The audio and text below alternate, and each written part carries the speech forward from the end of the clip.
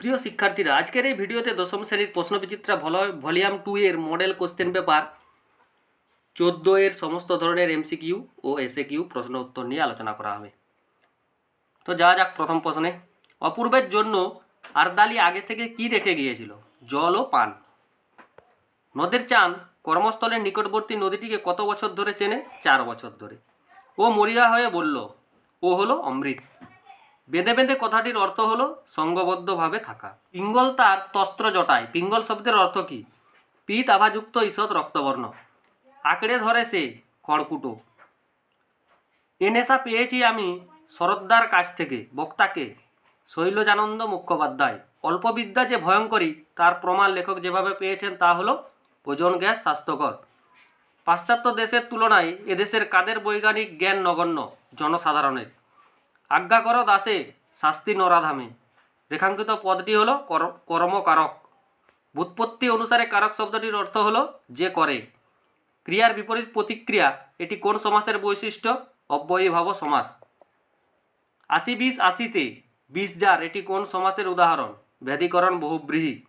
কলিকাতা বিশ্ববিদ্যালয়ের সংকলন খুব বড় নয়, কোন শ্রেণীর বাক্য? নেতিবাচক। আসক্তি বলতে বোঝায় পরস্পর সম্পর্কযুক্ত পদ সমষ্টির যথার্থ সন্নিবেশ।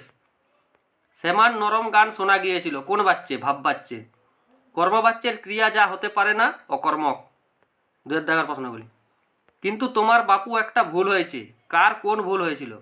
অপূর্বকে প্রথমবার পুলিশ থানায় দেখে গিরিশ মহাপাত্র তাকে পুলিশের লোক ভাবে।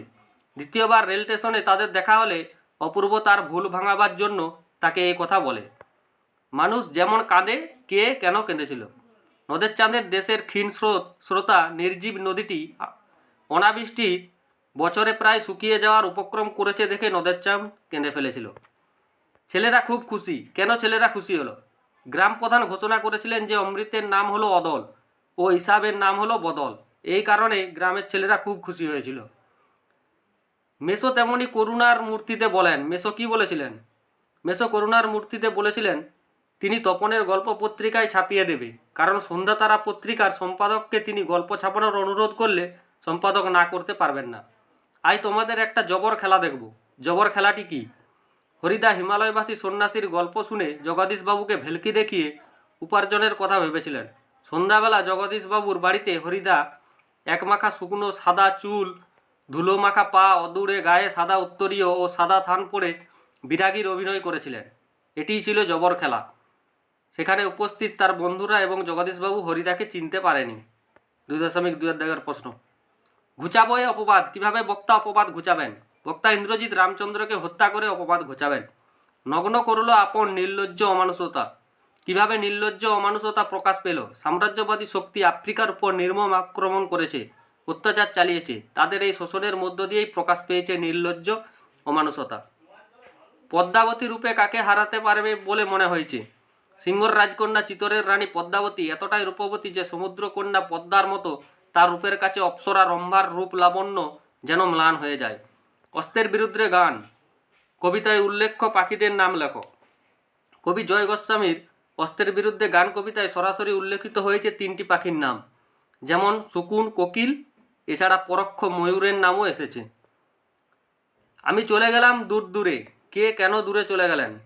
প্রখ্যাত কবি পাবলো নেরুদার অসুখী একজন কবিতায় স্বয়ং কথক দেশের অগ্নিগর্ভ পরিস্থিতিতে দেশের হয়ে যুদ্ধ করার জন্য চলে গেলেন দূর থেকে দূরে। 2.3 দাগের প্রশ্ন। আমার কোনো বিবাদ নেই। কে কার সঙ্গে কোনো বিবাদ নেই বলেছেন? ফাউন্টেন পেন বা বল পেনের সঙ্গে শ্রীপান্ত কালীখেকো কলমের ভক্ত হলেও তার বিবাদ নেই, কারণ যুগের সঙ্গে তাল মিলিয়ে তিনিও বল পেন লিখতে শুরু করেছিলেন। ব্রহ্মমোহন মল্লিকের জ্যামিতি প্রসঙ্গে লেখক যে উপমাটি ব্যবহার করেছেন তা লেখো। যে লোক আজন্ম ইজার পড়েছে তার পক্ষে হঠাৎ ধুতি পরা অভ্যাস করা একটু শক্ত। লক্ষণা কি? উদাহরণ দাও। লক্ষণা হলো শব্দের বৃত্তিবিশেষ। শব্দের মুখ্য অর্থের চেয়ে তার অন্য অর্থই যখন গুরুত্বপূর্ণ হয়ে ওঠে তখন তাকে বলে লক্ষণা। যেমন অরণ্যের দিনরাত্রি। র অর্থ অরণ্যবাসীদের রোজ নামচা।